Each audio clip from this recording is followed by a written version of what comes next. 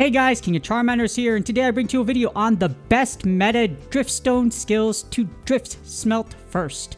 A beginner's guide. So this video is a guide for what skills you should look to Driftsmelt first. At the time of making this video, Driftsmelting is a relatively new mechanic.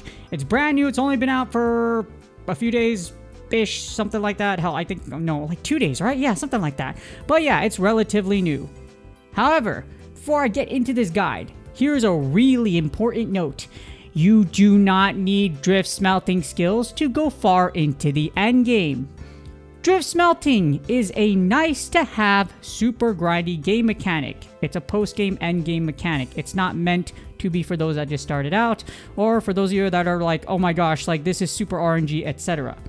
It is not a must-have. Let me say that again. You do not need this. It is not a must-have.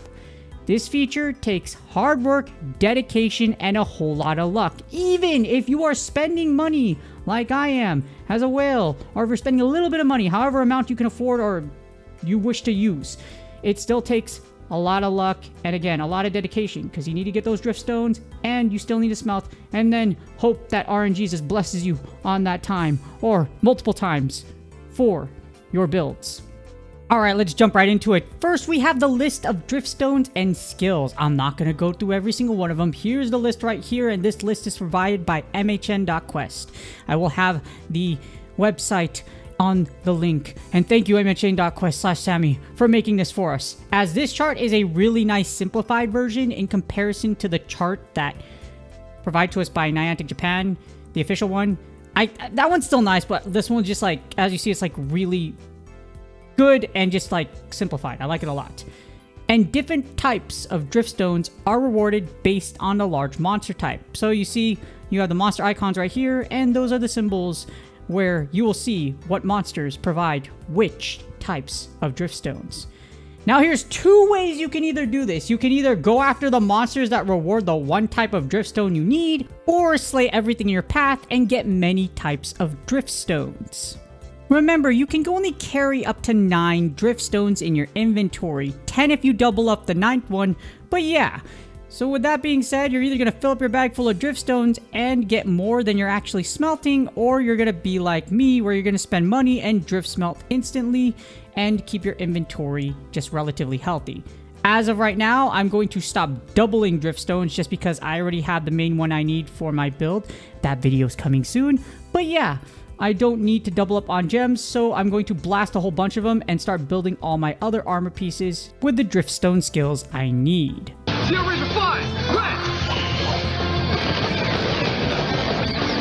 Rest in peace, Tommy Oliver. Thank you so much for the legendary childhood. Not gonna lie, Driftsmelting made me be like, wow, this makes me feel like a Power Ranger. Well, speaking of Power Rangers, if you want the power, well, there's odds of getting the skill you want. Not really, you don't have much power over it. Implementing a skill also gives a skill parameter, which gives bonus-based affinity, attack, and defense. So the skill parameter also has a numerical value. If you put this together, all the variables considered when you roll for a skill are the specific skills, the non-specific skills, skill parameters, which can be affinity, attack, and defense, and the skill parameter number values.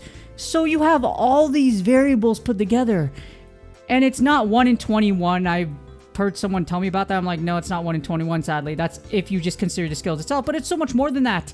And because of that, in other words, it's really hard to get the skill you want. You can get the same skills with different parameters.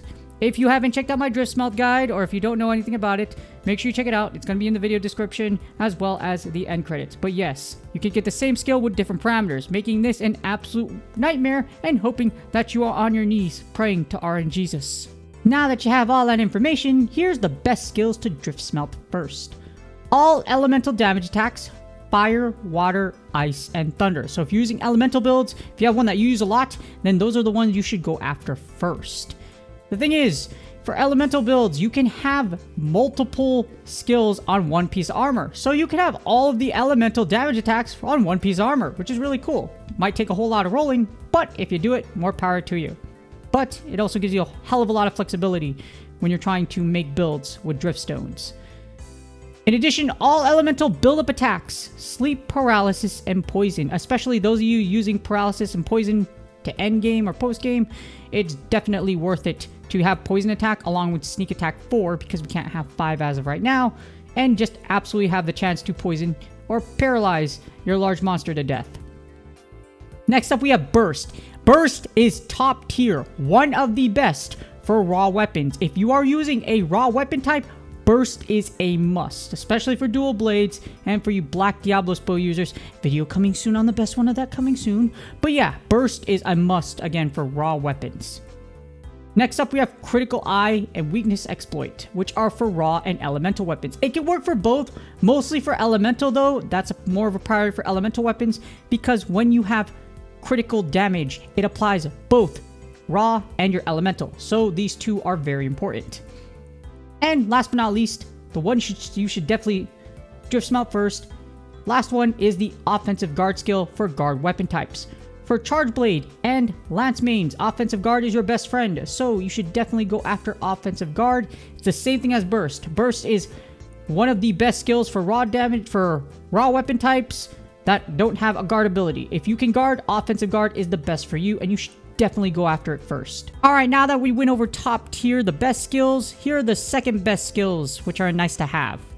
You have Attack Boost. Obviously, if you have attack in any shape or form, Attack Boost is awesome even at level 1. You have Sneak Attack, which gives you more damage if you attack behind the monster, and this is mostly for those status Sneak Attack users. If you are prone to attacking a monster from behind, Sneak Attack is totally worth it if you don't have Burst. Next up we have Guard for guard weapon type users. If you use guard point, etc., then guard is definitely a must for you to reduce that knockback, so guard is a nice secondary skill if you don't have offensive guard, or if you plan on putting guard onto your build. Next we have Divine Blessing. You know how much I hate Divine Blessing in defense, but the fact of the matter is, if you do have it, it's nice. However, Evade Extender and Artful Dodger, those are really good skills, because Evade Extender will allow you to chase after monsters faster, and of course Artful Dodger opens up those more of a window for your perfect dodges, which are great for light bowgun users. However, just because you don't get the first or the second best, here's the thing, take advantage of skill parameters. Even if you get a terrible skill, you can still take advantage of skill parameters, as it's better to have skill parameters versus nothing at all. The thing is, skill parameters give you additional attack, affinity, or defense, and again, it's better than nothing. However, you should also consider using attack/affinity over defensive skills, example Divine Blessing. If you have a high skill parameter like attack 16 like you see right here, I'm definitely going to use that in place of anything else, even like Divine Blessing. So Divine Blessing, I don't like it because it can make you lazy and you're like, oh, I can tank this attack, only for Divine Blessing to not activate. Attack is the name of the game in Monster Hunter now, so we should be putting everything we can into attack and not defense. So yeah, if you get a nice attack skill parameter like you see here, definitely consider using that instead of defensive skills if you don't have anything else. And now to close it off, we have the tips and tricks on Driftsmelting first armor skills. Here's the thing, for your first set of skills, or at least the first two, prioritize Driftsmelting the build you use the most. If there's something you use a lot, majority versus the others, it's better perfect that one versus the others. Because it's the one you use the most and you're going to roast the monsters, most monsters with it, you should definitely focus on that one build before you go crazy and try something else.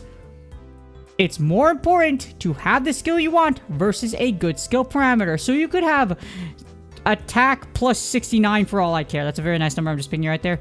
That's not going to beat out Burst 5 at late game or for high attack values. So yeah, don't reroll something just because it has a bad skill parameter.